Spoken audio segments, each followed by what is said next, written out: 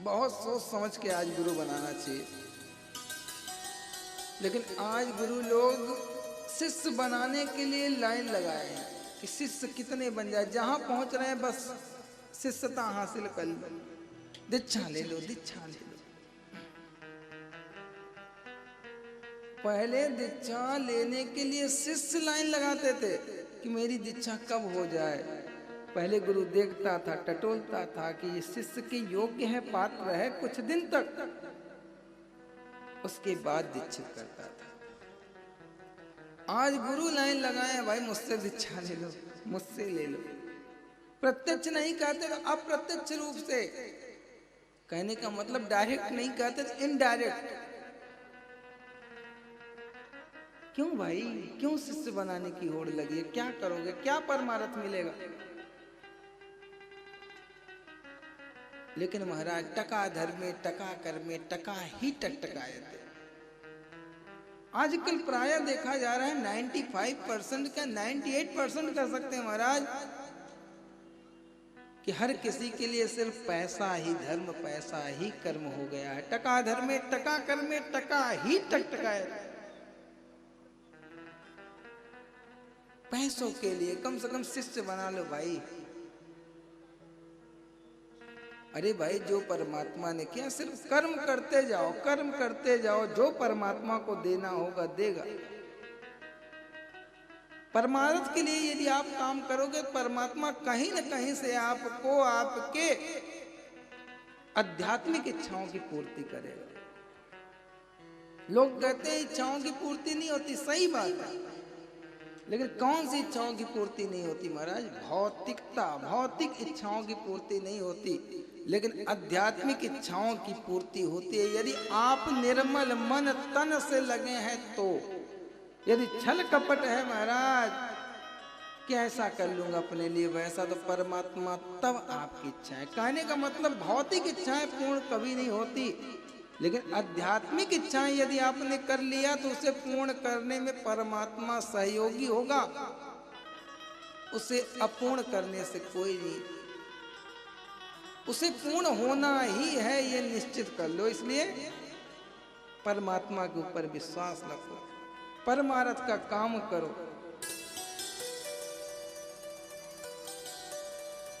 और महाराज संतों के ऊपर से धीरे धीरे लोगों का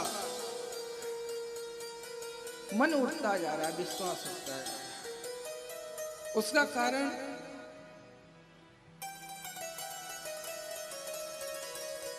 संत वेश तो उन्होंने धारण कर लिया, लेकिन संत के लक्षण नहीं ला पाए,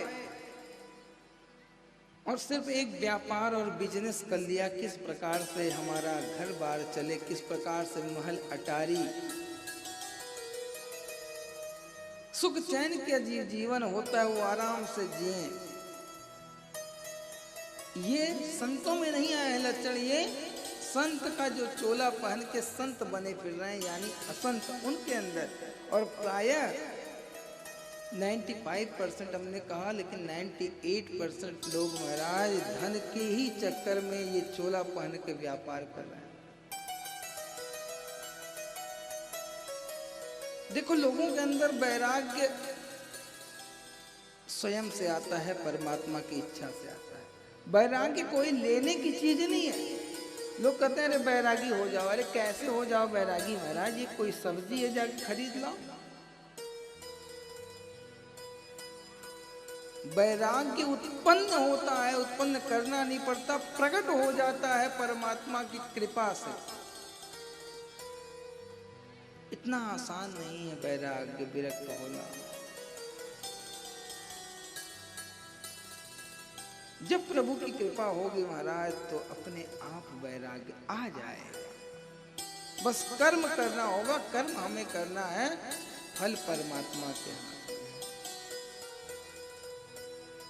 बिन पग चल ही सुन ही बिन काना।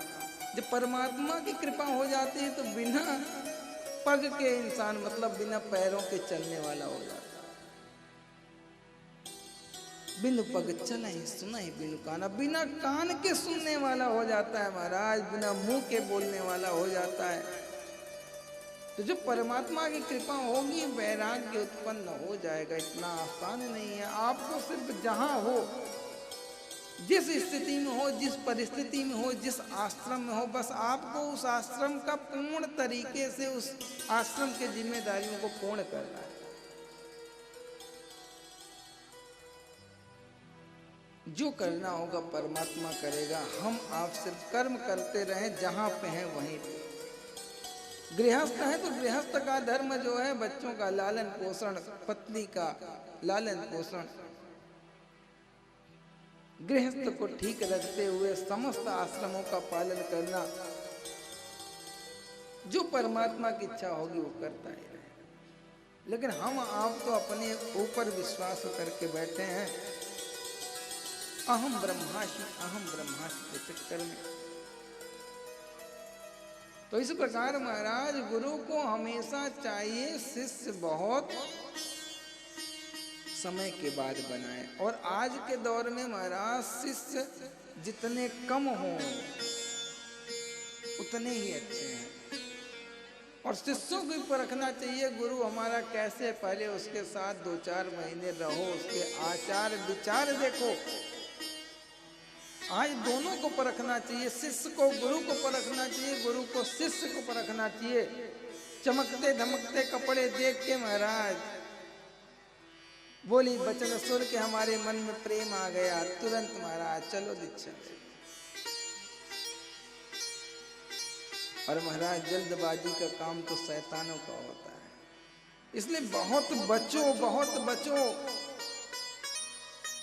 क्योंकि जैसा हम आप समझ रहे हैं वैसा संसार अब बचा नहीं है। इसलिए गुरु को हमेशा शिष्य को विचार कर लेना चाहिए, शिष्य को गुरु के प्रति विचार होना चाहिए। जब देख लो कि वास्तविकता में ये जो उपदेश देते हैं वैसा अपने जीवन में अपनाते भी हैं, जो हमारे गुरु जी बोलते हैं वो अपनाते भी, वो करते भी हैं। यदि क्रियाकलाप में भी वैसी विधि आपको 2-4 महीने दिखे तब जाके किसी को गुरु बनाओ, अन्यथा महाराज गुरु नहीं। और गुरु को भी चाहिए अगले को देख ले कि ये मेरे बताए हुए मार्ग पे चलेगा या फिर आधे मार्ग से रास्ता बदल देगा। जरूर ध्यान देना चाहिए। इस प्रकार से